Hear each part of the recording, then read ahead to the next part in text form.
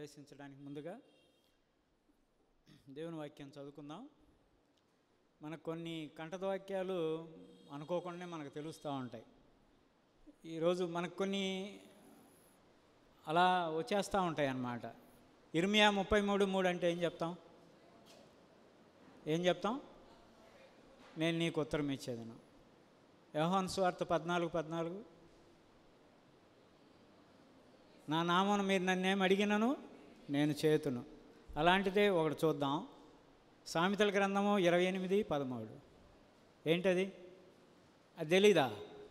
సరి తీయండి. సామెతల గ్రంథము 28వ అధ్యాయం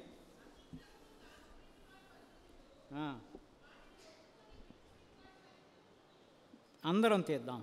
అందరూ తీయండి. బైబిల్ ఉన్నవారు, చదవగలిగిన వారు.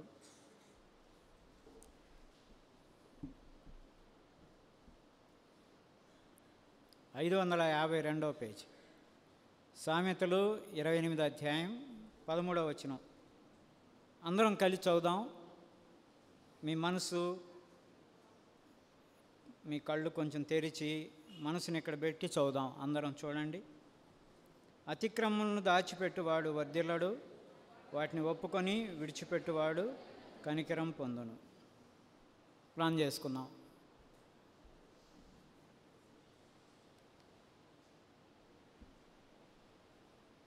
ప్రేమ కలిగిన దేవా, కృప కలిగిన తండ్రి, మీకు వందనములు, కృతజ్ఞతా స్తోత్రాలు.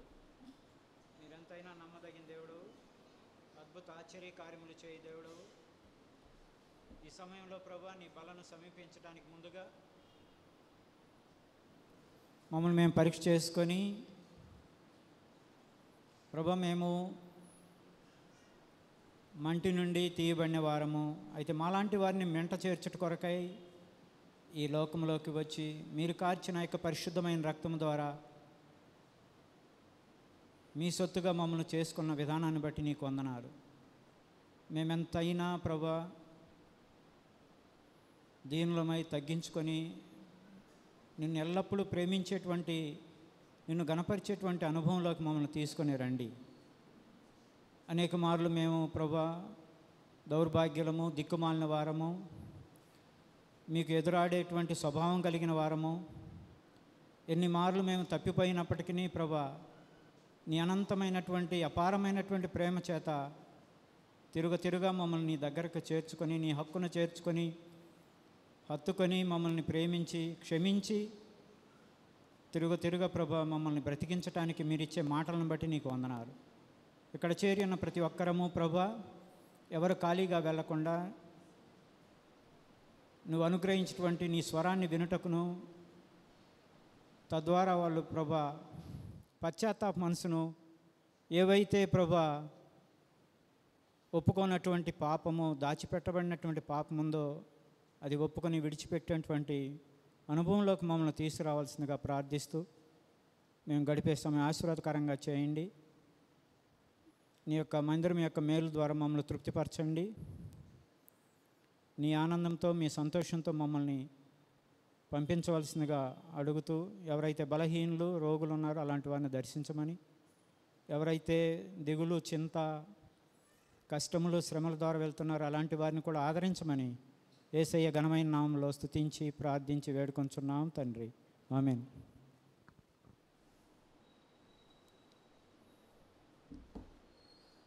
మొదటి కొరింథీయులకు రాసిన పత్రిక 10వ అధ్యాయం.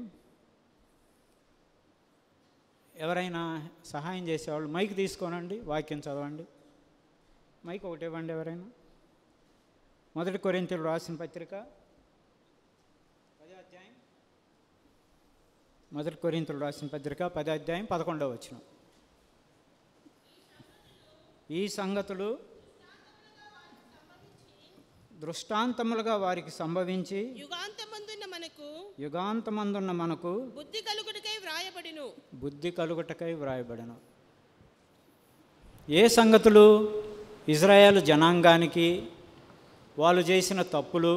ఇజ్రాయేల్ జనాంగము వాళ్ళకన్నీ బాగున్నప్పుడు దేవుణ్ణి బన్నీ అంత గొప్ప దేవుడు లేడు ప్రభా అనేవాళ్ళు.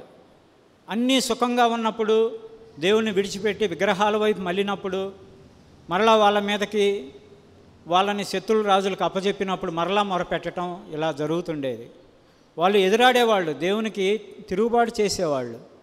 అలాంటి సమయాల్లో దేవుడు మరలా వాళ్ళకి బుద్ధి చెప్పి వాళ్ళని క్రమపరిచి మళ్ళీ తిరిగి తెచ్చుకునేవాడు. ఇలాంటి కొన్ని దృష్టాంతాలు మన కోసమే. ఎందుకంట బుద్ధి కలుగుటకై. ఇంగ్లీష్లో చాలా మంచి మాట ఉంటుంది, అడ్మోనిషన్. ఇంగ్లీష్ ఉన్నవాళ్ళు చూడండి, written for our admonition upon whom the ends of the world are come. యుగాంతమందున్నట్టు మనకి బుద్ధి కలగటానికే బైబిల్లో అనేకమైన దృష్టాంతాలు ఉన్నాయి. ఆ దృష్టాంతాలు ఈరోజు మనల్ని కొన్ని చూద్దాము. దాని ద్వారా దేవుడిచ్చే హెచ్చరికలు తీసుకుందాం. మనకు బుద్ధి రావటానికే. అందుకనే చూడండి, తప్పైన కుమారుడు కూడా వాడికి బుద్ధి వచ్చినప్పుడు, ఆ పొట్టు తిన్నప్పుడు బుద్ధి వచ్చింది. అలాగే ఇక్కడ కొన్ని దృష్టాంతాలు దేవుడు బైబిల్లో కొన్ని చూపించాడు. అవి మనం విన్నప్పుడు వాటి నుంచి మనం నేర్చుకోవాల్సిన పాఠం ఏంటంటే, మన జీవితం ఎలాగుంది, మనము దేవునికి అనుకూలమైన వారంగా జీవిస్తున్నామా లేదా, దేవుడు చెప్పినట్టుగా జీవిస్తున్నామా లేదా, దేవుని వాక్యానుసారంగా జీవిస్తున్నామా లేదా. వినుట మట్టుకు విందురు కానీ వాళ్ళు గ్రహింపరు. మీరు వారు మట్టుకై ఉండక దేవుని వాక్యానుసారంగా ప్రవర్తించేవారినై ఉండాలి. అనేకమైన వర్తమానాలు మనం దినదినం వింటూనే ఉంటాం. వారం వెంట వారం ఉద్యోగ కోడికలు, తర్వాత స్త్రీల కోడికలు, యవనస్తుల కోడికలు, ఎన్ని. అయితే దేవుడు ఆ దినము అప్పుడే నీతో మాట్లాడినప్పుడు నువ్వు సరిచేసుకొనకపోతే, రేపు చూద్దాములే, ఆ తర్వాత చూద్దాములే, అది చాలా ఘోరమైన తప్పిదంగా, దేవునికి తిరుగుబాటు చేసే స్వభావంగా ఉంటుంది. ఎప్పటికప్పుడు కడుక్కునేటువంటి ఆ అవకాశాన్ని దేవుడు మనకు కలిగించాడు. ఎందుకంటే మనందరము దేవుని బిడ్డలము అని చెప్పుకుంటున్నాం. మనందరము కూడా వెంటనే పరిశుద్ధులం, పరిపూర్ణతలోనికి సాగిపోవటానికి దేవుడి యొక్క మార్గాలు. హెబ్రీయులు రాసిన పత్రిక 6వ అధ్యాయం 1వ వచనం చూడమ్మా. హెబ్రీయులు రాసిన పత్రిక 6వ అధ్యాయం 1వ వచనం. ఆఖరి మాట చదువు. పరిపూర్ణల మగుటకు సాగిపోవదమని ఉందా? సంపూర్ణ మగుటగా చదువు ఆ మాట. సంపూర్ణ మగుటకు సాగిపోవటానికే ఇవన్నీ, ఈ యొక్క ఆపర్చునిటీస్ దేవుడు మనకిస్తున్నాడు. మనం దేవుని వాక్యం విన్నప్పుడు దేవుని యొక్క, ఇంకా మనం చూసినట్లయితే రోమపత్రిక 12వ అధ్యాయం 2వ వచనంలో చూస్తే, రూపాంతరము ప్రభువు వలే ఉండటానికి మనం ప్రయాసపడాలి. మనం ఎప్పుడైతే దేవుని వాక్యం వింటామో వేరే వాళ్ళతో పోల్చుకోకూడదు. నేను బాగా ఉన్నాను కదా, ఆ మాట చదవం మరలా. 1 కొరింథీ 10వ అధ్యాయం 12 చదవమ్మా. తాను నిలుచున్నానని తలంచుకునేవాడు పడకున్నట్లు జాగ్రత్తగా చూచుకొనవలెను. ఇది ఎక్కడ ఏం చెప్తున్నాడు ఇక్కడ? ఈ యొక్క కొరింథీయులకు రాసినటువంటి పత్రికలో తాను నిల్చున్నానంటే ఫిజికల్గా చెప్తున్నాడా? నేను నిల్చున్నాను అని అనుకునేవాడు పడిపోకుండా చూసుకోవాలంటే శారీరకంగా చెప్పట్లే ఆయన, ఆత్మీయంగా. నువ్వే స్థితిలో ఉన్నావు, ఒకప్పుడు నువ్వు రక్షించబడినప్పుడు ఎలాగున్నావు, ఈరోజు ఎలాగున్నావు. ఇక్కడ ఏమని చెప్తున్నాడు? తాను నిల్చున్నానని తలంచుకునేవాడు పడిపోకుండా చూసుకోవాలి. ఒక్కొక్కసారి మనుషులు ఇలాగే నిలబడి ఉంటారు, పడిపోతారు. దాన్ని మేమేమంటామంటే మెడికల్లో సింకోపల్ అటాక్ అంటాం. సింకోపల్ అటాక్. సడన్గా పడిపోతారు, మళ్ళీ వెంటనే లేస్తారు. అది ఒకవేళ హైపోగ్లైసీమియా అంటే షుగర్ లెవెల్స్ పడిపోయినప్పుడైనా పడిపోవచ్చు, లేకపోతే సీవియర్ గ్యాస్ట్రైటిస్లో అయినా పడిపోవచ్చు, తర్వాత హైపోటెన్షన్ బీపీ పడిపోయినా పడిపోవచ్చు. ఇవన్నీ శారీరకం. మరి ఆత్మీయంగా? అందుకనే పౌలు అంటాడు, నా శరీరం కృషించున్నప్పటికీ ఆత్మలో నేను ఆనందిస్తాను, ఆత్మలో నేను చాలా బలంగా ఉన్నాను. శరీరానికి కావాల్సినవి మనం ఎన్నో న్యూట్రిషన్స్ తీసుకుంటాం. ఆ ఫ్రూట్ తింటే మంచిది, ఈ ఫ్రూట్ తింటే మంచిది. ఈ మధ్య డ్రై ఫ్రూట్స్ వచ్చినాయి, అన్నీ రకరకాలు వెతికెళ్ళా తింటాం. మనం క్యాన్సర్ రాకుండా ఏం చేయాలి? ఈరోజు అన్నీ గూగుల్ వచ్చింది కాబట్టి దాన్ని అడిగితే నీకు ఏం కావాలో అది ఇచ్చేస్తుంటుంది, అన్నీ ఇస్తుంది. అది ఎలా చచ్చిపోవాలో కూడా చూపిస్తుంది. అది ఎలా చంపాలో కూడా చూపిస్తుంది. కాబట్టి ఏది కావాలండి. ఈ మధ్య డాక్టర్ దగ్గరికి రాకముందే అందులో చదువుకొని వస్తారు వాళ్ళు. చదువుకొని వచ్చి సార్ ఇది ఇట్టంట కదా, ఇలా అంట కదా, ఎన్ని ప్రశ్నలో. కాబట్టి ఇక్కడ మనం చూసినట్లయితే నువ్వు ఆత్మలో ఎలా అంత బలంగా ఉన్నావో, శారీరకంగా ఎలాగున్నావో, శరీరానికి కావాల్సినవి ఎలా సమకూర్చుకుంటున్నావో, ఆత్మలో నువ్వు ఎలాగ బలంగా ఉన్నావు. ఇక్కడ మనం చదువుకున్నటువంటి భాగానికి వచ్చినట్లయితే సామెతల గ్రంథము 28వ అధ్యాయం 13వ వచనంలో ఒక మాట చూసుకుందాం. అతిక్రమములను దాచిపెట్టువాడు వర్ధిల్లడు. అతిక్రమలు దాచిపెట్టేవాడు వర్ధిల్లడు. దాచిపెట్టుట వలన నువ్వు దహించి వేయబడతావు, కాల్చి వేయబడతావు. దాని కొరకై మనం ఆకోరు లోయ దగ్గరికి వెళ్దాం రండి. యెహోషువ గ్రంథము 7వ అధ్యాయం. అక్కడ ఒక మనుషుడు ఏమి దాచిపెట్టాడో దాని పరిణామం ఏంటో ఒకసారి చూద్దాం. యెహోషువ గ్రంథము 7వ అధ్యాయం మొదటి వచనం. శపితమైన దాని విషయంలో ఇశ్రాయేలు తిరుగుబాటు చేసిరి. చూడండి, ఇక్కడ చాలా చక్కగా దేవుని వాక్యంలో శపితమైన దాని విషయంలో తిరుగుబాటు స్వభావం అనేది దేవునికి అస్సలు ఇష్టం ఉండదన్నమాట. ఇక్కడ ఏమైందంటే, ముందు ఇదంతా మనం చదువుకోవడానికి చాలదు. ఇశ్రాయేల్ జనాంగాన్ని దేవుడు చాలా ప్రేమించాడండి. నా స్వాస్థ్యము, నా సొంత బిడ్డలు, అసలు ఎంతగా అంటే యాకోబే నా స్వాస్థ్యము. ఇశ్రాయేల్ జనాంగాన్ని అంతగా ప్రేమించిన దేవుడు అయితే వాళ్ళని నడిపిస్తూ ఆ విధంగా కానాను దగ్గరికి తెస్తున్నప్పుడు యోర్దాను నదిని దాటి, ఇక్కడ యెహోషువ గ్రంథము 4వ అధ్యాయం మనం చూసినట్లయితే యోర్దాను కూడా చీల్చి, అక్కడేం ఎర్ర సముద్రము, ఇక్కడ యోర్దాను నదిని చీల్చి తీసుకొని వచ్చిన తర్వాత ఎరుకో చాలా గొప్ప పట్టణము, దాన్ని కూడా దేవుడు జయించేటట్లుగా చేస్తాడు. వాళ్ళేం యుద్ధం చేయలేదు, అక్కడ దేవుడు చెప్పింది చేశారు అంతే. 6 దినాలు రోజు ఆ పట్టణం చుట్టూ తిరగాలి, 7వ రోజు 7 సార్లు తిరగాలి, 7 బూరలు పట్టుకోవాలి. వాళ్ళు ముందు వెళ్తుంటే మీరందరూ వెనకుండాలి, ఎవరు ఏం మాట్లాడకూడదు. 7వ దినాన్న నేను చెప్పినప్పుడు మాత్రం మీరు కేకలు వేయాలి. చాలా డిసిప్లైన్గా ఒక అద్భుతకరమైనటువంటి ఒక క్రమమైనటువంటి జీవితాన్ని అక్కడ మనం చూస్తాం. అలాగా వాళ్ళు జయించిన తర్వాత నెక్స్ట్ హాయి అనేటువంటి పట్టణానికి దాన్ని జయించాలి. ఇంగ్లీష్లో బాగుంటుంది, హాయి అంటే ఏఐ అని ఉంటుంది, ఆర్టిఫిషియల్ ఇంటెలిజెన్స్ లాగా ఉంది ఆ ఊరి పేరు. అప్పుడు వేగును పంపిస్తాడు యెహోషువ, అరే హాయి అనే పట్టణానికి మనం వెళ్ళి జయించాలి, మళ్ళీ మీరు చూసి రాపోండి అంటాడు. సరే వాళ్ళు వెళ్తారు. చిన్న పట్టణం, అసలు ఎరుకోనే మనం కూల్చిపడేస్తే హాయి ఏముంది, చాలా చిన్న పట్టణం, 2 లేక 3,000 మందిని పంపించండి. చాలా మాట బాగుంటుంది, చదవండి అక్కడ ఒక మాట.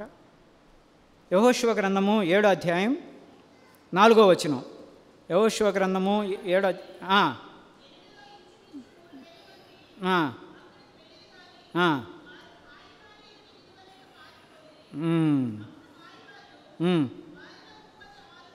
చాలు పైన ఉంటుంది అక్కడ, 2 లేక 3,000 మందిని పంపించండి అని 3వ వచనంలో ఉంటుంది. సరే వీరేం చేశారంటే, ఒక 3,000 మందిని పంపిస్తే అది చిన్న పట్టణమైనా కూడా వాళ్ళని తరిమి కొట్టారు. ఇశ్రాయేల్ జనాంగాన్ని పారిపోయారు.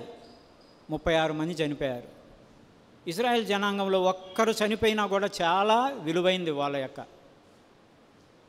ఇశ్రాయేల్ జనాంగంలో ప్రతి ఒక్కరూ సైన్యంలో పనిచేయాల్సిందే, ఆడవారైనా మగవారైనా యవనస్తులు అందరూ కూడా. వాళ్ళు ఈవెన్ ప్రైమ్ మినిస్టర్ అయినా సరే, ప్రైమ్ మినిస్టర్ కూతురైనా కొడుకైనా సరే సైన్యంలో పనిచేసే రావాలి. ఇప్పుడు నెతన్యాహు కూడా అంతకుముందు సైన్యంలో పనిచేశాడు, ఇప్పుడున్నటువంటి ప్రైమ్ మినిస్టర్.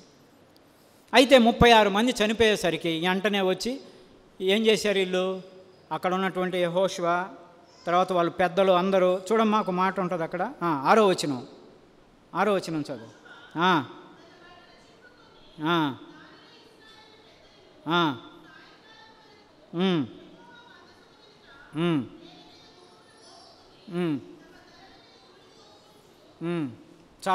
చాలమ్మా. సరే ఇంకేం చేశారు, అయ్యో ఏంది ఇలా జరిగింది అని పోయి ఆ మందసం దగ్గర ఆ విధంగా నేల మీద మొఖాలు వేసేసి, అయ్యో ప్రభువా ఏంటయ్యా, ఏంటి మా పరిస్థితి ఏంది, ఇలాగైంది, ఎందుకు ప్రభు, ఇంకా ఇదంతా చదవటానికి మనకు సమయం చాలదు, ఎందుకు ప్రభు మమ్మల్ని ఇక్కడికి తెచ్చావు, ఈ యొక్క అమోరీలు ఈ చుట్టుపక్కల లేవనుకుంటారు, వీళ్ళ దేవుడు వాళ్ళని చంపడానికే తెచ్చాడు అనుకుంటారు కదా, నీకు నామానికి అవమానం కదా. ఏంది ప్రభు ఇలా ఎందుకు జరిగిందంటే, ఎందుకు ఇంకా ఇక్కడ ఉంటావు, వెళ్ళి చూడు. ఒకడు శపితమైన దాన్ని, ఇక్కడ మనం దేవుని వాక్యంలో చూసినట్లయితే యెరికో విషయంలో దేవుడు ఏది కూడా మీరు తీసుకోవద్దు, అది శపితమైనది అని చాలా ఖండితంగా 6వ అధ్యాయంలో చెప్తాడు. దాని గోడలు కానీ దాన్ని కన్స్ట్రక్ట్ చేయడానికి కానీ ఎవరైనా ప్రయత్నిస్తే వాళ్ళందరూ వాళ్ళ జ్యేష్ఠ కుమారుడే చచ్చిపోతాడని దేవుడు ఖండితంగా చెప్పాడు. దేవుడు ఎప్పుడు కోరుకునేది ఒకటేనండి, అది నీకు ఇష్టమున్నా లేకపోయినా ప్రభువు చెప్పింది చెయ్యాలి అంతే. ఇది వద్దు, ఇది ముట్టుకోవద్దు, అదే చెప్పింది అవ్వకు కూడా.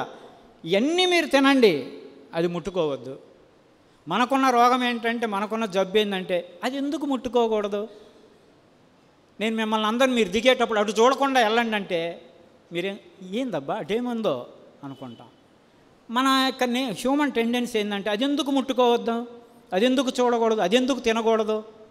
దేవుడు ఇక్కడ దాన్ని ఏం ముట్టుకోవద్దు, దానిలో ఏమి తీసుకోవద్దు, కానీ ఆ వెండి బంగారం అంతా కూడా దేవుని యొక్క ధనాగారంలో చేర్చండి అని చెప్పాడు అంతే. అప్పుడు ఏమన్నారు ఇక్కడ, రండి ఏమని ఉన్నాడు, రండి 10వ వచనం చదవమ్మా.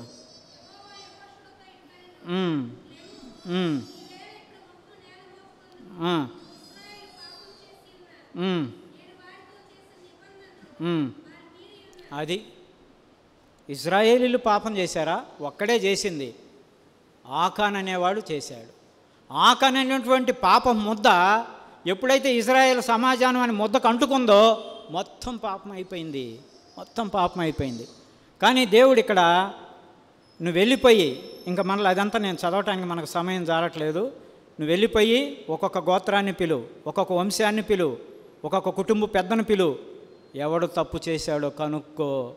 కానీ దేవుడు ఎంత గొప్ప దేవుడు అంటండి, ఆయనకు తెలుసు కదా ఎవరు తప్పు చేశాడో, ఎవడు దాచిపెట్టాడో, పేరు చెప్పట్లేదు. నా విషయంలో కూడా అంతే. దేవుడు ఎప్పుడు కూడా నువ్వు వచ్చి నా దగ్గర ఒప్పుకో అని చెప్పడు దేవుడు. నీకు నువ్వుగా వస్తే దేవుడు ఎంతో ఆనందిస్తాడు. నీకు నువ్వుగా వచ్చి ఒప్పుకుంటేనే నువ్వు దాచిపెట్టిన పాపం ఎప్పుడు కూడా అది నిన్ను దహించి వేస్తుంది. అందుకనే ఆకాను అనేటువంటి అంట్ల చూడండి, తర్వాత ప్రాసెస్ అంతట్లో వాళ్ళందరినీ పిలిచి, అప్పుడు అందరిని పిలుస్తుంటాడు, అందరిని రమ్మని అంటాడు. గోత్రికులు అందరిని రమ్మన్నప్పుడు 16వ వచనం చదవమ్మా. యెహోషువ 7వ అధ్యాయం 16వ వచనం. కాబట్టి యెహోషువ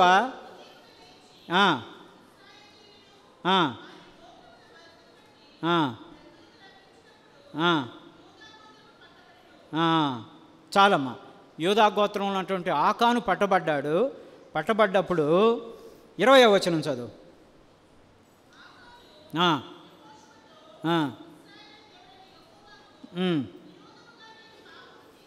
నిజము ఒప్పుకుంటున్నాడు, ఒప్పుకొని ఇంకేం చెప్పాడు? 21వ వచనం చదవమ్మా.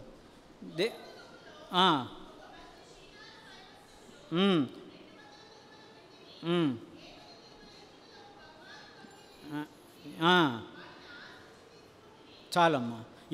అదిగో నా డేరా మధ్య అది భూమిలో దాచబడి ఉన్నది, ఆ వెండి దాని క్రింద ఉన్నదని ఉత్తరం ఇచ్చి తాను చేసినదంతయు ఒప్పుకొనేను. ఆకాను పట్టబడ్డాడు కదా, పట్టబడినప్పుడు చెప్తున్నాడు, షీనారు అనేటువంటి ఒక వస్త్రాన్ని, వెండిని, బంగారు కమ్మిని ఆశించి అవ్వ కూడా చూచి అది రమ్యమైంది, కన్నులకు ఇంపైంది. పాపం అనేది ఎప్పుడు కళ్ళ ద్వారానే ఎంటర్ అవుతుందండి. పాపం అనేది ఎప్పుడు కళ్ళ ద్వారా ఎంటర్ అయింది. ఈనాడు సెల్ వచ్చింది కదా, ఎన్ని చూస్తున్నావో నువ్వు. ఈరోజు ఎందుకు పాపము సొదొమ గొమొర కంటే 10 రెట్లు కాదు 100 రెట్లు ఎక్కువగా ఉంది ఈనాడు పాపం. కారణం చూచి. దీనికి ఎవ్వరు అతీతులు కాదు. దేవుని నమ్ముకున్న బిడ్డలు కూడా రాత్రుల్లో సెల్ ఫోన్ ఏమేమి చూస్తున్నావు? నిన్ను దేవుడు చూస్తున్నాడనే విషయాన్ని నువ్వు భయపడితే, నువ్వు దేవునికి భయపడితే నీ కళ్ళకి నిబంధన చేసుకుంటావు. యోబు కూడా అన్నాడు, నా కళ్ళతో ఎలా నేను ఒక కన్యని చూస్తానని. నీకు తెలియకుండా నువ్వు ఒంటరిగా what you are when you are alone రాత్రుల్లో కూర్చొని సెల్ ఫోన్లో నీకు తెలియకుండానే రకరకాల బూతు సాహిత్యము, బూతు బొమ్మలు ఎలా చూస్తున్నారు. ఈరోజు 2-3 సంవత్సరాల బిడ్డ మొదలుకొని 80 సంవత్సరాల వరకు కూడా దీనికి ఎడిక్ట్ అయిపోయి దేవుడు చూస్తున్నాడటువంటి భయం లేకుండా దాచిపెట్టుకున్నటువంటి పాపం ఏదైనా ఉందంటే ఇదే. అందుకనే ఈనాడు రేపులు ఎందుకు ఈ లోకంలో కట్టుబాటు లేకుండా ఉందంటే, ఒక నెలల బిడ్డ మీద ఎందుకు రేపు చేస్తున్నారు?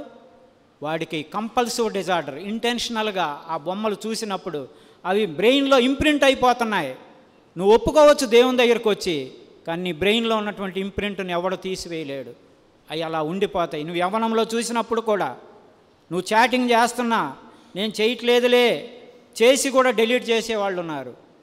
ఇలాగా నువ్వు దాచబడిన పాపం ఏదైనా అది నువ్వు చూచి. ఒక మాట చూడండి, ప్రసంగి గ్రంథము 1వ అధ్యాయం 8వ వచనం అనుకోండి. చూడమ్మా, ప్రసంగి 1వ అధ్యాయం 8వ వచనం.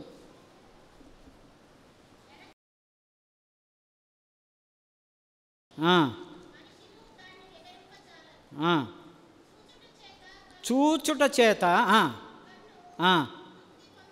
తృప్తి పొందకుంది. కన్నుకి తృప్తి లేదు.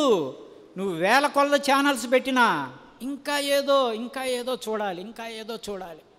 యూట్యూబ్లో ఏంటేంటో. ఈనాడు నువ్వు దాన్ని కంట్రోల్ చేసుకోకపోతే నీకు తెలియదు.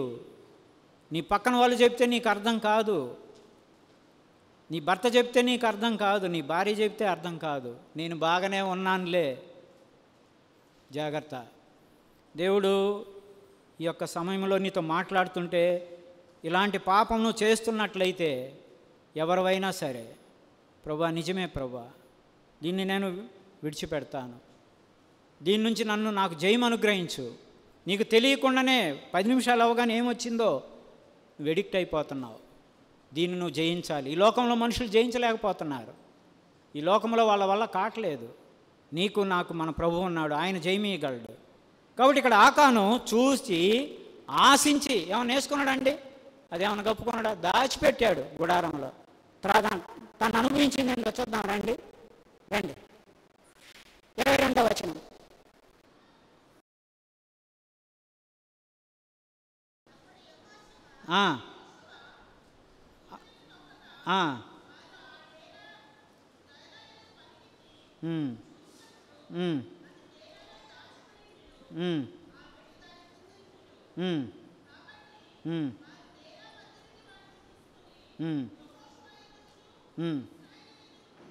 చాలమ్మా, అది డేరాలో దాచిపెట్టుకున్నాడు, ఎవరికి తెలియదు. చూడండి, దాచిపెట్టడం అనేది ఏంటంటే, ఎప్పుడైనా పాపం ఎప్పుడు జరిగిద్దంటే చీకట్లో జరిగిద్ది, ఎవడు చూడకుండా. అందుకే కదండి, నువ్వు చూడు, ఎప్పుడైనా నువ్వు చూస్తున్నప్పుడు, ఎప్పుడైనా నీ తల్లిదండ్రులు వచ్చినప్పుడు నువ్వు దాచుకుంటావు, వేరేది మార్చేస్తుంటావు. అదే నీ భర్త వచ్చినప్పుడు వేరేది చూస్తుంటావు, భార్య వచ్చినప్పుడు వేరేది మార్చుకుంటావు. ఇది నీకు తెలియదు, ఇది చిన్నదేలే అనుకుంటా ఉంటావు. ఆకాను ఎవరికి తెలియకుండా నేను చేశాను కదా అనుకుంటున్నాడు, దాచిపెట్టాడు. దానివల్ల ఏం ప్రయోజనం పొందాడు చెప్పండి? పోనీ యెహోషువకు చెప్పాడా? ఎవరికి తెలియదు. అందుకనే పాపం ఎప్పుడు చీకటి. అందుకనే చీకటి నుంచి ఆశ్చర్యకరమైన వెలుగులోకి మనం రక్షించిన దేవుడు. నువ్వు ఇంకా చీకటిలో పనులు చేస్తున్నట్లయితే ఈ మంచి సమయం, ప్రభువా నన్ను క్షమించు, నేను ఎవరు చూడలేదులే అనుకుంటున్నాను, నువ్వు చూస్తున్నావు. 2వ దినవృత్తాంతములు 16వ అధ్యాయం 9వ వచనం. 2వ దినవృత్తాంతములు 16వ అధ్యాయం 9వ వచనం. ఆఖరి మాట చదవమ్మా. 2వ దినవృత్తాంతములు 16వ అధ్యాయం 9వ వచనం.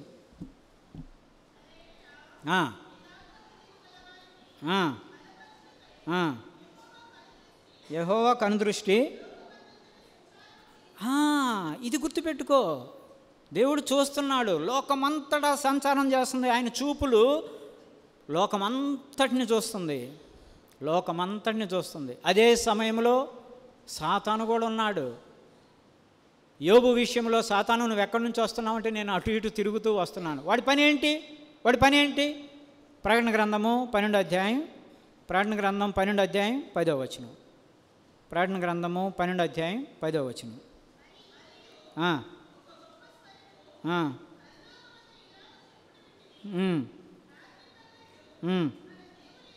ఉమ్. ఆ. నేరము మోపువాడైన అపవాది, వాడి పని ఏంటంటే రాత్రింబగళ్ళు అటు ఇటు చూస్తుంటాడు. నీ మీద నేరారోపణ, సిస్టర్ల మీద నేరారోపణ. ఏంటి ఇప్పుడు నువ్వేందో రక్షించబడ్డానన్నావు, నీ బిడ్డని చెప్పుకుంటున్నావుగా, చూడేం చేస్తుందో, రాత్రుల్లో చూడేం చేస్తుందో. దేవుడు తలదించుకోవాల్సి వస్తుంది నీ వలన, నువ్వు చేసే పనుల వలన. ఆయన పనే అది. వాడెప్పుడు నిరంతరము దేవుని దగ్గరికి వెళ్ళి మన మీద నేరారోపణ చేయవాడై ఉన్నాడు. వాడు రాత్రింబగళ్ళు పనిచేస్తున్నాడు. అయితే దేవుని యొక్క కనుదృష్టి కూడా సంచారం చేస్తుంది. ఎవరు నా బిడ్డలు, ఎవరు నా బిడ్డలు, యథార్థవంతులు ఎవరున్నారు ఎత్తుక్కుంటున్నాడు. నువ్వు ఏ లిస్టులో ఉన్నావు? ఈ మధ్యాహ్న సమయంలో నిన్ను నువ్వు పరీక్ష చేసుకోవాల్సిన సమయం. తాను నిల్చున్నాను అనుకున్నవాడు జాగ్రత్తగా చూసుకోవాలి. నేను బాగున్నానులే, నేను బాగున్నానులే, ఆమె కంటే బాగున్నానులే, ఆమె కంటే నేను బాగా ప్రార్థన చేస్తా, ఆయన కంటే నేను బాగా ఆరాధన చేస్తా, నేను మీటింగులకి అన్నిటికీ వెళ్తాను, నేను బాగా పాటలు పాడతాను, బోధ భలే చేస్తాను, బోధించే నాకైనా అదే తీర్పు.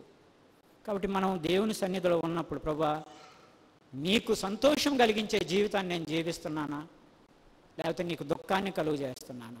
ఆకాను దాచిపెట్టడం వలన అతని సమస్తం, చూడండి రండి, యెహోషువ గ్రంథము 7వ అధ్యాయం, యెహోషువ గ్రంథం 7వ అధ్యాయం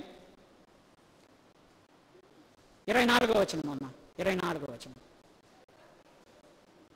యెహోషువ గ్రంథము 7వ అధ్యాయం 24 నేను చదువుతున్నాను. యెహోషువయు ఇశ్రాయేలు అందరూ జరహు కుమారుడైన ఆకానును, ఆ వెండిని, ఆ పై వస్త్రమును, ఆ బంగారు కమ్మిని, ఆకాను కుమారులను, కుమార్తెలను, ఎద్దులను, గాడిదలను, మందను, డేరాను, వాని కలిగిన సమస్తమును పట్టుకొని ఆకారు లోయలోనికి తీసుకొని వచ్చిరి. మొత్తం ఒక్కడు చేసిన పాపాన్ని బట్టి కుటుంబం మొత్తం. దేవుని యొక్క కోపము అలా ఉంటుందండి. ఏమండి, ఆకాను ఒప్పుకున్నాడు కదండి, నేను నిజమే తప్పు చేశానని. క్షమాపణ లేదు అప్పుడు లేదు. దేవుని యొక్క కోపానికి గురయ్యాడు. సమస్తాన్ని, పిల్లలు, కుమారులు, కుమార్తెలు అందరినీ కాల్చి చంపేశారు. చూసావా పాత నిబంధనలో దేవుని యొక్క కోపం, ఉగ్రత ఎలా ఉంటుందో. కోరాహు వాళ్ళ భార్యలు వాళ్ళందరూ, అభిరాము, దాతాను, వాళ్ళందరూ కూడా నెరవేర్చి చనిపోయారు. అది దేవుని యొక్క క్రోధము, దేవుని యొక్క కోపము.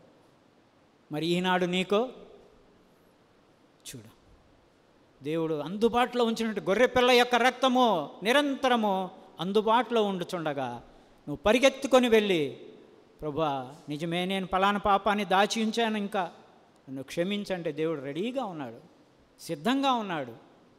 కీర్తనల గ్రంథం 86వ అధ్యాయం 5వ వచనం. కీర్తనల గ్రంథం 86:5. కీర్తనలు 86:5. ప్రభువా నువ్వు దయాళుడవు, క్షమించుటకు సిద్ధంగా ఉన్నాడు. బట్ నువ్వు సిద్ధంగా లేవు. ఎంత గొప్ప ధనితండి మనకిచ్చింది ఈనాడు. నిన్ను ఎక్కడికో వెళ్ళి ఒప్పుకోమంటలేదే. ఏ స్వాముల వారి దగ్గరకో, ఏ పాస్టర్ దగ్గరకో, ఏ ఫాదర్ దగ్గరకో, ఏ పెద్ద దగ్గరకో పోయి నేను ఈ పాపం చేశాను, నా తరపున కొంచెం రికమెండ్ చేయి అంటలేదే. ఉన్న పాటునే ప్రభువా నన్ను పరిశుద్ధంగా చేయి, నీకోసం నేను ఒక నిప్పులాగా జీవించాలి, నేను ఒక యాజకుల్లాగా. పొద్దునే విన్నాంగా, ఆయనకున్న మహిమ మనకు కూడా ఇచ్చాడంట. ఏది నీ మహిమ, ఏది నీ వెలుగు? వెలుగు బిడ్డలు ఎలాగుంటారు? రండి, 1 యోహాను పత్రిక 1వ అధ్యాయం 7వ వచనం. 1 యోహాను పత్రిక 1వ అధ్యాయం 7వ వచనం. అయితే ఆయన వెలుగులో ఉన్న ప్రకారం మనమును వెలుగులో నడిచిన ఎడల మనం అన్యోన్య సహవాసము. దేవునితో ఏదమ్మా నీ సహవాసము? ఏది? కొన్ని వేల సంవత్సరాల క్రితం, ఒక 10-15 సంవత్సరాల క్రితం బాంబేలో ఒక హాస్పిటల్ కట్టారు. ఒక 3-4 అంతస్తుల హాస్పిటల్ కట్టినప్పుడు, ఇప్పుడు ఈ మధ్య ఏంటంటే ప్రతి హాస్పిటల్కి ఫైర్ ఉండాలి, ఫైర్ సేఫ్టీ అనేది ఉండాలి కంపల్సరీ. ఎందుకంటే కోవిడ్ టైంలో కొన్ని హాస్పిటల్లో ఫైర్ యాక్సిడెంట్లు అయ్యి పేషెంట్లు పాపం ఐసీయూలో ఉన్నప్పుడే చనిపోయారు. ఈ మధ్య కొన్ని వెస్ట్ బెంగాల్ అక్కడ ఐసీయూలో చిన్న బిడ్డలు, అప్పుడే పుట్టిన బిడ్డలు, ఇన్ఫాంట్స్ అంటాం, వాళ్ళు కూడా నిప్పుల్లో కాలిపోయారు, షార్ట్ సర్క్యూట్ అయిపోయి. అందుకని ఫైర్ సేఫ్టీ పెట్టాలన్నమాట.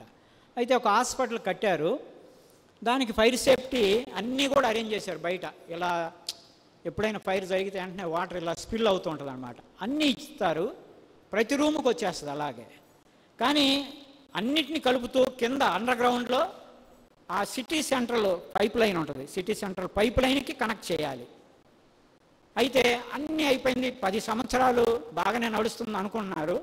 కానీ ఆ 10 సంవత్సరాలు ఎప్పుడు కూడా ఫైర్ యాక్సిడెంట్ అవ్వాల. తర్వాత ఒకరోజు డౌట్ వచ్చి ఆ కింద ఇప్పి చూస్తే అసలు పైప్కి కనెక్ట్ చేసి లేదు, కనెక్ట్ చేసి లేదు పైప్. అది కనెక్ట్ చేస్తేనే నీకు వాటర్ వస్తాయి. ఒకవేళ అయి ఉంటే మొత్తం గాలిపోయేది, మొత్తం భస్మం అయిపోయేది హాస్పిటల్ అంతా. ఎందుకు చెప్తున్నానంటే, మనం అనుకుంటాం నేను నేను ఆరాధన చేస్తున్నాను, బలలో పాలు పొందుతున్నాను, పాటలు పాడుతున్నాను, వాక్యం చెప్తున్నాను. నువ్వు దేవునితో కనెక్ట్ అయ్యి ఉన్నావా లేదా? మళ్ళీ చదవమ్మా. అన్యోన్య సహవాసం కలివారమే. నువ్వు వెలుగులో ఉన్నవాడివి అయితే దేవునితో సహవాసం కలిగి ఉంటావు, దేవునితో కనెక్ట్ అయ్యి ఉంటావు.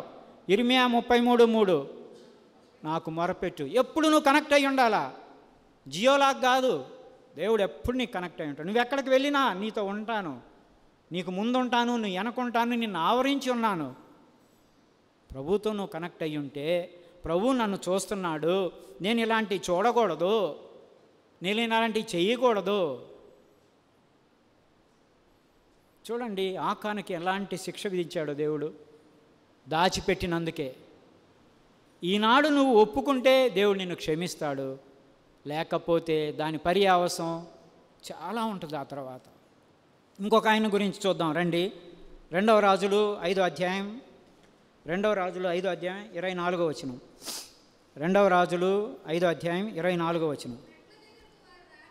మెట్ల దగ్గరకు వారు రాగానే వారి యొద్ద నుండి గెహజీ వాటిని తీసుకొని ఇంటిలో దాచి, ఇక్కడ ఒక ఆయన ఉన్నాడు. ఈయన ఎక్కడ ఉంటున్నాడంటే ఈయన మందిరంలోనే ఉంటున్నాడు, దైవజనుని దగ్గర ఉంటున్నాడు, వాళ్ళ యజమానుడు ఎలీషా. ఈ యొక్క 2వ రాజుల 5వ అధ్యాయంలో ఒక సిరియా సైన్యాధిపతి, ఆయన పేరు నయమాను. ఆయన చాలా మంచి పరాక్రమవంతుడే. ఏమని ఉంటుందమ్మా అక్కడ చదవండి, అక్కడ ఒక మాట ఉంటుంది.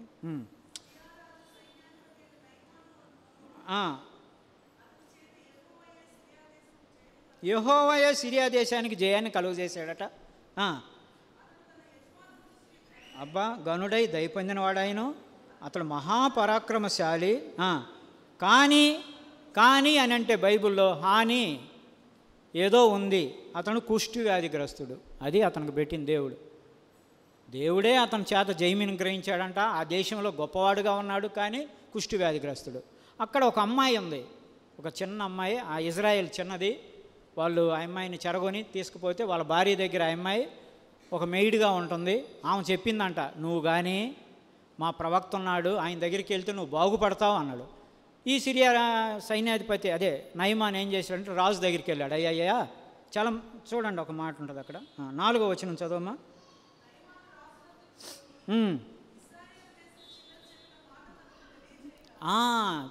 చిన్నది చెప్పిన మాటలు ఏం తెలియజేసిందో ఏం చెప్పాడో కానీ ఈ రాజు ఏం చేశాడంటే ఒక లెటర్ రాశాడు. ఎవరికి రాశాడు లెటరు? ఇశ్రాయేల్ రాజుకు రాశాడు. మరి ఈయనేం చెప్పాడు? ఆ చిన్నది చెప్పింది కరెక్ట్గా చెప్పింది. అయ్యా ప్రవక్త చిన్నది ఏం చెప్పింది చూడండి. 3వ వచనం.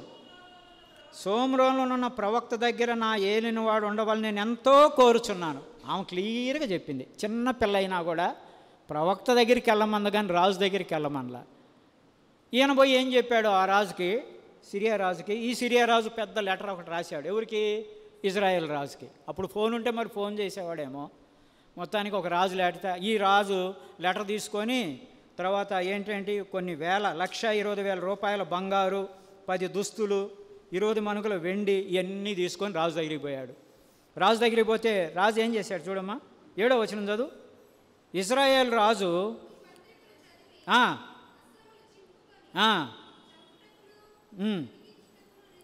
అబ్బా, ఎప్పుడైతే చదివాడు ఇదేంది కావాలని నా మీదకే తగాదా పెట్టుకోవడానికి వచ్చినట్టుగా ఉంది, ఇది నేనేమన్నా దేవుణ్ణా? ఈ మాటలు ఎవరికి వినపడ్డాయి? ఎలీషాకి వినపడింది. ఎలీషా ఏమన్నాడు? ఆయన నా దగ్గరికి పంపించు అన్నాడు. ఆ మనిషిని నా దగ్గరికి పంపించు, నేను చూసుకుంటాను అన్నాడు. సరే, వాళ్ళు వచ్చాడు. 9వ వచనంలో వాళ్ళు గుర్రములతోనూ రథములతోనూ వచ్చి ఎలీషా ఇంటి ద్వారం ముందర నిలిచి ఉండగా, ఎలీషా దగ్గరికి వచ్చి వాళ్ళ ఇంటి ముందు, ఎలీషాకి ఏమైనా పెద్ద బంగళా ఉంటుందా? ప్రవక్త కదా, పాస్టర్ గారు, ఏముంటుంది, చిన్న ఒక గుడారం ఉందేమో. వచ్చి నిలబడ్డాడు. ఎలీషా బయటికి రాలా. బయటికి రాకపోగా ఏం చెప్పాడంట? 10వ వచనం చదవమ్మా.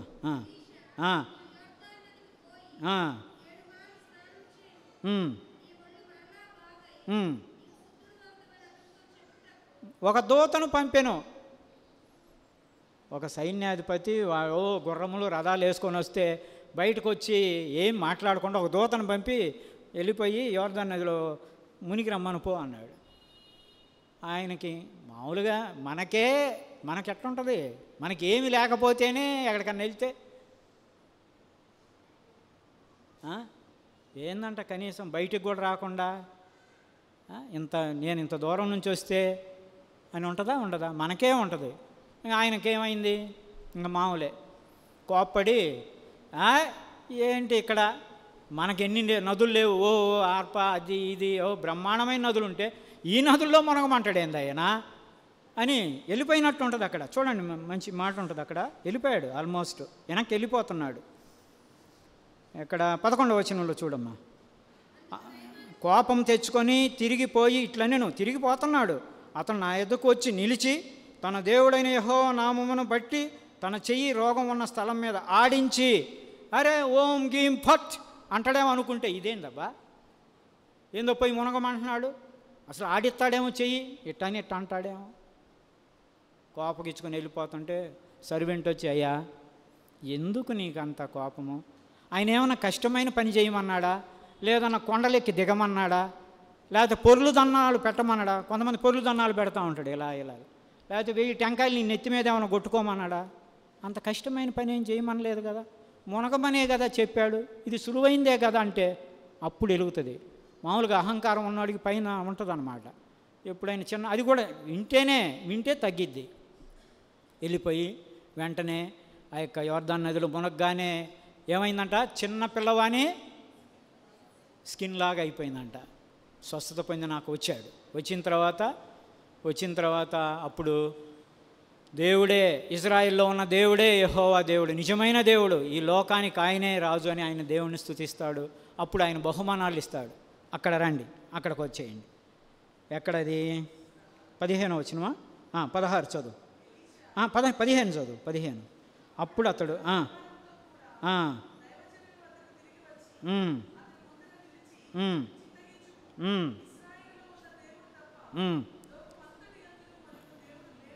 నేను ఎరుగుదును.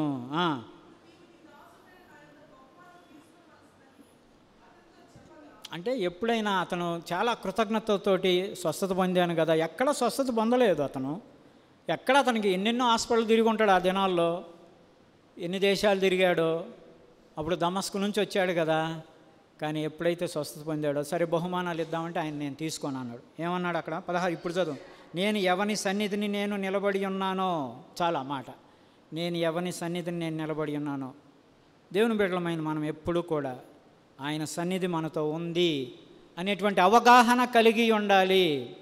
ఆసాపు అన్నాడు, ఆకాశమందు నువ్వు నాకుండగా నాకు లోకంలో ఏది అక్కర్లేదు. ఆకాశం నుండి దేవుడు చూస్తున్నాడు. అయ్యా, ఆకాశంకి ఎక్కినా నువ్వు అక్కడ ఉన్నావు, పాతాళానికి వెళ్ళినా అక్కడ ఉన్నావు, బూదిగంతాలకు వెళ్ళినా అక్కడ ఉంటున్నావు, నేను ఎక్కడికి వెళ్ళగలను? ఏమి దాచిపెట్టగలవు? సర్వశక్తిమంతుడు సృష్టికర్త అయిన దేవుడి నుంచి నువ్వు ఏమీ దాచిపెట్టలేవు అనే అవగాహన లేకపోవటం వలనే నువ్వు పాపం చేస్తున్నావు. రక్షించబడిన నీవు ఈనాడు నువ్వు ఎందుకు దాచిపెట్టుకుంటున్నావంటే ఎవరు చూడలేదులే, దేవుడు చూస్తున్నాడు. ప్రతి దినము ప్రతి రాత్రి నువ్వు పడక దగ్గరికి వెళ్ళినప్పుడు మోకరించి నువ్వు ఒప్పుకోకపోతే నీ పాపము ఈ లోకంలో ఉన్న క్యాన్సర్ కంటే భయంకరమైంది. నీ పాపమే నిన్ను పట్టేస్తుంది, నీ పాపమే నీకు మనశ్శాంతి లేకుండా చేస్తుంది, నీ పాపమే నీకు సంతోషం లేకుండా చేస్తుంది, నీ కుటుంబంలో నీ పిల్లల మధ్యలో సంతోషం లేకుండా చేసేది ఏదైనా ఉందంటే నువ్వు దాచి ఉంచినటువంటి పాపమే కారణం. చాలాసార్లు మనం దేవుణ్ణి దూషిస్తూ ఉంటాం. ఎందుకో దేవుడు నాకు సమాధానం ఇవ్వలేదు, నాకు సంతోషం లేదు, దేవుడు అందరికీ ఒకటే. దేవుడు అందరికీ ఒకే వర్షాన్ని కురిపిస్తున్నాడు. అందరినీ ఒకే విధంగా ప్రేమిస్తున్నాడు. అందరికీ పరిశుద్ధమైన రక్తాన్ని అందుబాటులో ఉంచాడు. అందరికీ ఈక్వల్గా ఉన్నాడు దేవుడు. నువ్వు చేసుకునే దాన్ని బట్టే నీకు ఆశీర్వాదాలు. కాబట్టి ఇక్కడ మనం చూసినట్లయితే నేను ఎవరి సన్నిధి నిలబడి నాకేమీ వద్దు, చాలా బతిమలాడాడంట. ఏమనుందమ్మా అక్కడ? కింద ఉంది చూడు 16లో. నయమాను అతన్ని ఎంతో బతిమాలినను అతడు ఒప్పకపోయేను. చాలు, అయిపోయింది. అయితే ఎలీషా దగ్గర ఉన్నటువంటి ఒక 20వ వచనం చదువు. 20వ వచనం.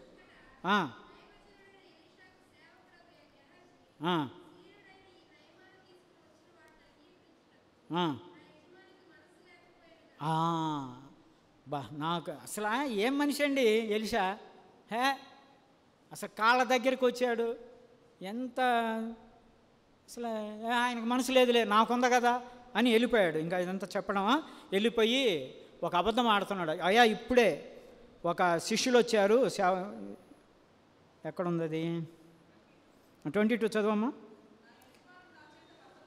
అక్కడ అబద్ధం చెప్తున్నాడు. నా యజమానుడే నన్ను పంపించాడు. ఇప్పుడే శిష్యులు వచ్చారు, ప్రవక్తల శిష్యులు 2 యవ్వనంలో వచ్చారు. ఎఫ్రాయిం మన్యాము నుండి వచ్చిరి కనుక వారి కొరకు 2 మనుగుల వెండియు 2 దుస్తుల బట్టలను దయచేయమని సెలవిచ్చాను.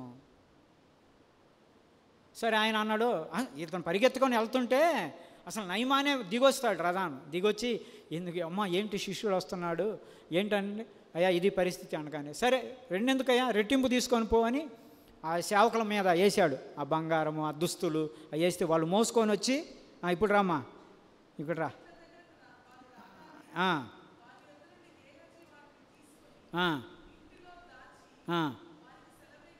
వెళ్ళిపోయారు. అన్నీ దాచిపెట్టుకున్నాడు ఇంట్లో. ఇంకా మౌనంగా వచ్చాడు. 25 చదువు.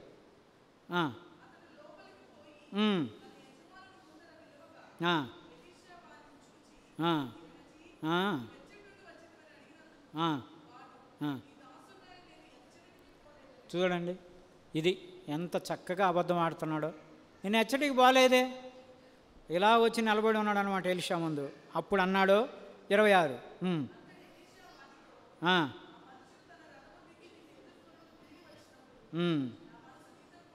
చాలు. నా మనసు దేవుని యొక్క సన్నిధి నువ్వెన్నడూ కూడా తప్పించుకోలేవు. నువ్వు అనుకుంటున్నావేమో. దేవునికి భయపడివాడుగా ఉన్నట్లయితే దేవుడు నిన్ను దీవిస్తాడు, ఆశీర్వదిస్తాడు. నువ్వు దాచిపెట్టిన పాపం ఎప్పుడు కూడా నీకు అది ఒకరోజు రివీల్ చేయబడిద్ది. నువ్వు అనుకోవచ్చు ఎవరు చూడలేదులే, ఆకాన్ అదే అనుకున్నాడు. దేవుడు కూడా మానవునికి ఎంత విల్లిచ్చాడు, ఎంత ఫ్రీ విల్ ఇచ్చాడంటే చెప్పలా. ఆకాన్ అనేవాడు ఉన్నాడు, వాడు చేశాడని చెప్పలా అని బయటికి తీసుకురండి. నీకు నువ్వుగా ప్రభు దగ్గరికి వెళ్ళి పాదాల మీద పడి, ప్రభువా నేను పాపిని, దీనికోసం వారం దాకా ఆగడం ఎందుకండి? ప్రతి రాత్రి నువ్వు పడక మీదకు వెళ్ళక ముందుగా, ప్రభువా పలాని వాళ్ళని నేను కష్టపెట్టాను, పలాని వాళ్ళని దూషించాను, పలాని మనసు. నువ్వు ఎంతకాలమైంది నీ భార్యను క్షమాపణ అడిగి? ఎంతకాలమైంది నీ భర్తను క్షమాపణ అడిగి? చాలా చిన్నగా ఉంటుంది కదా అడగటానికి. పిల్లల్ని అడిగి ఎంతకాలమైంది? పిల్లలు మీ తల్లిదండ్రులను అడిగి ఎంతకాలమైంది? ప్రభు కోరుతున్నాడు. దేవుని బిడ్డలకున్న గొప్ప లక్షణం ఏంటంటే క్షమాపణ కోరుకోవటం. ప్రభు దగ్గరే కాదు, సారీ నేను ఇలా కోప్పడకుండా ఉండాల్సింది. ఇలాగా నువ్వు తగ్గించుకొని, ఎవరు దీనుడై వణుకుచుండనో దేవుడు వాడిని దర్శిస్తున్నాడు. కాబట్టి చూడండి, ఆకాను దాచిపెట్టి తన కుటుంబం మొత్తం నాశనమైన మట్టి చేసుకున్నాడు. కానీ ఇంకొక ఆమె ఒక మాట చూద్దాం రండి, ఒకటి గుర్తొస్తుంది చూడండి. యెహోషువ గ్రంథము 6వ అధ్యాయం. యెహోషువ గ్రంథము 6వ అధ్యాయం చాలా చక్కని మాట ఉంటుంది అక్కడ, చూద్దాం. యెహోషువ గ్రంథము 6వ అధ్యాయము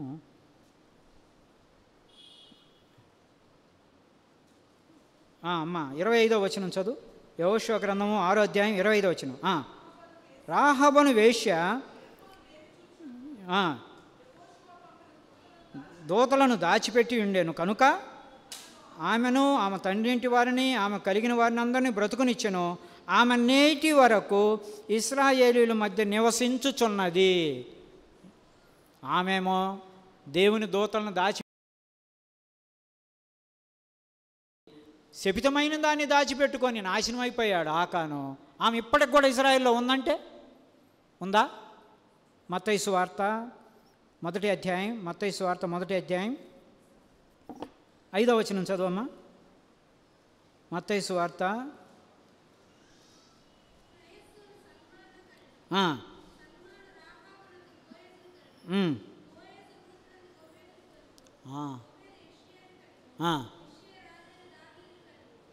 చూడమ్మా ఎక్కడికి వచ్చిందో. కాబట్టి ఇక్కడ మనం చూసినట్లయితే ఈ యొక్క అసలు ఎక్కడో ఉన్నటువంటి ఆమె వేశ్య అయి ఉండి ఆమెమో దేవుని యొక్క ఇజ్రాయెల్ మధ్యలోకి వచ్చింది, ఇతనేమో ఇజ్రాయెల్లో నుంచి బయటికి వెళ్ళిపోయినాడు. కాబట్టి మనం ఎలాగున్నాం, మన పరిస్థితి ఏంటి? ఇక్కడ మనం చూసినట్లయితే 5వ వచనంలో రాహబునందు బోయజును కనెను. అసలు ఒక శాపగ్రస్తమైనటువంటి దేశంలో ఉండి సమస్తం నాశనమైన చోట నుండి కేవలము దేవుని యొక్క జీనియాలజీలోకి, యేసుక్రీస్తు ప్రభు యొక్క జీనియాలజీలోకి వచ్చింది. ఇజ్రాయెల్ జనాంగంలో మధ్యలోనే ఉండి నాశనం అయిపోయినాడు ఆకాను.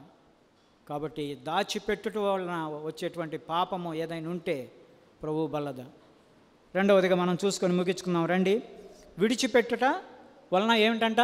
వాటిని ఒప్పుకొని 28:10-13 చెప్పు.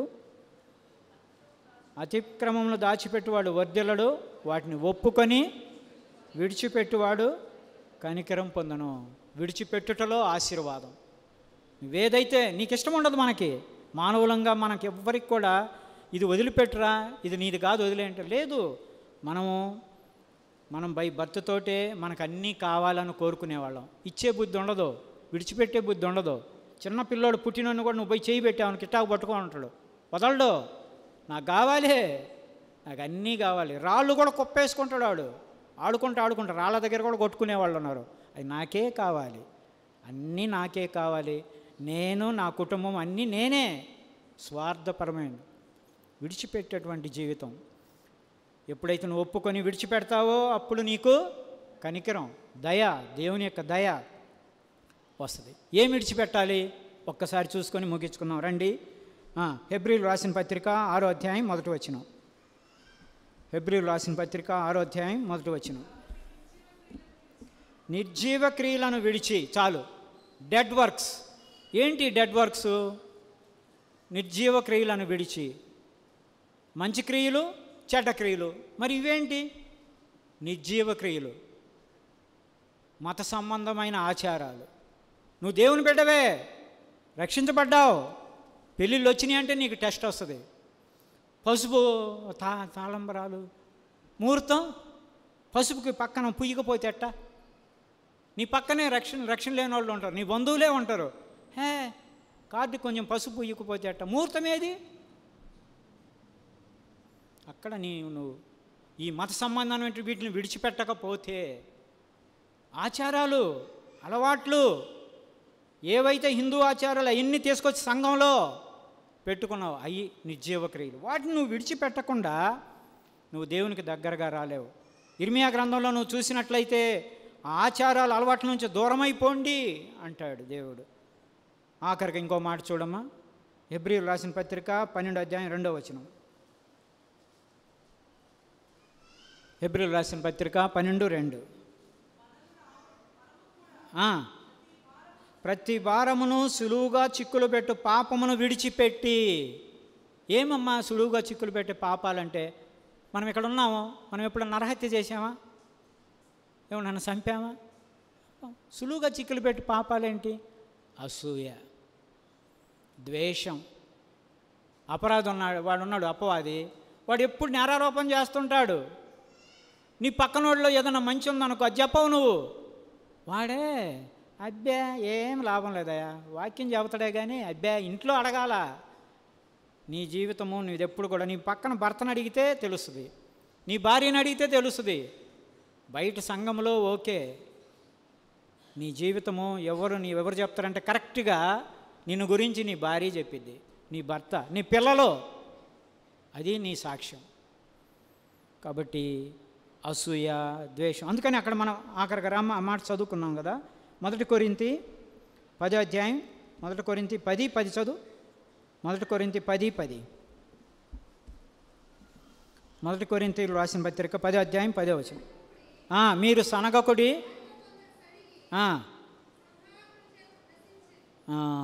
కాబట్టి సనుగుడు, గొనుగులు, అసూయ ఇవన్నీ సులువుగా చిక్కులు పెట్టే పాపాలు. కొంతమంది సనుగుతూ ఉంటారు. ఏదన్నా భర్త ఏదన్నా అందనుకో, ఆ వంట చేస్తా ఇసిరేస్తూ ఉంటుంది, లేకపోతే తలుపున ఒక తనుదని వాటి మీద, లేకపోతే పిల్లల మీద చూపిస్తుంటారు, రే అని తీసి ఆమె డోర్కి వేసి కొడుతుంది. ఇవన్నీ జరుగుతున్నాయేమో చూసుకో. మనం దేవుని బిడ్డలం అనే విషయాన్ని మర్చిపోకూడదు. ఏదన్నా ఉంటే సరి చేసుకోవాలి. రండి మోకరించండి, కళ్ళు మూసుకోనండి. మోకరించగలిగిన వారు మోకరించండి. ప్రార్థనలో వెళ్దాం. ప్రభు బలను సమీపించుతుండగా మనం వింటూ వచ్చాం దేవుని యొక్క స్వరాన్ని. దేవుడు మనతో మాట్లాడుతూ వచ్చాడు. ఆకాను శపితమైన దానిలో నుంచి తీసుకొని వచ్చి తన గుడారంలో పెట్టుకున్నాడు. తనతో పాటు తన కుటుంబము సమస్తాన్ని కాల్చివేయబడి దహించివేయమన్నట్లుగా చూస్తున్నాం. రాహబు వేసి అయినప్పటికీ దూతలను దాచిపెట్టి తన కుటుంబాన్ని మొత్తం రక్షించుకుంది. గెహజీ దేవుని సన్నిధిలోనే ఉన్నాడు కానీ పాపం చేసేవాడుగా ఉన్నాడు. మనం కూడా మందిరానికి వస్తున్నాం, బోధలు చేస్తున్నాం, బోధలు వింటున్నాం, దేవుని వాక్యం చదువుతున్నాం, పాటలు పాడుతున్నాం. నీలో ఇంకా దాచిపెట్టినటువంటి నీకు తెలియని దేవుణ్ణి అడుగు. ప్రభువా చూపించు, నాకు ఎవరైనా చెబితే నాకు ఇష్టం ఉండదు ప్రభువా, నేను చాలా బాగున్నాను అనుకుంటున్నాను ప్రభువా, నన్ను క్షమించు ప్రభువా, ఈ సమయంలో నేను ఒప్పుకొని విడిచిపెడుతున్నాను, తిరిగా మరలా దాని జోలికి వెళ్లకుండా నాకు విజయం అనుగ్రహించు, పాపాన్ని నా కళ్ళతో చూడకుండా సహాయం దయచేయి, నాకు విజయం అనుగ్రహించమని అలాగా వ్యక్తిగతంగా నీకు నువ్వు ప్రార్థన చేసుకుని యోగ్యమైన రీతిలో బలలో పాలు పొందినట్లు దేవుడు మనకు సహాయం చేయనుగాక. అలాగే ప్రార్థనలో ఉండండి.